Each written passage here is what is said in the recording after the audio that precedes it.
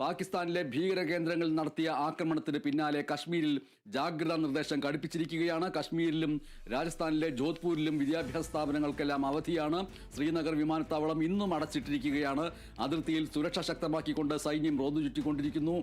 ഇന്ത്യയിലേക്കുള്ള യാത്രയ്ക്ക് മാർഗനിർദ്ദേശം ഇറക്കിക്കൊണ്ട് സിംഗപ്പൂർ ചില നിബന്ധനകൾ വച്ചിരിക്കുന്നു. സാഹചര്യം സങ്കീർണമാണ് എന്നാണ് സിംഗപ്പൂരിന്റെ മുന്നറിയിപ്പ്. ലാഹോറിൽ സേനാ വിന്യാസം കൂട്ടുകയും ജനങ്ങൾക്ക് ജാഗ്രത നിർദ്ദേശം നൽകുകയും ചെയ്തിരിക്കുന്നു പാകിസ്ഥാനിൽ.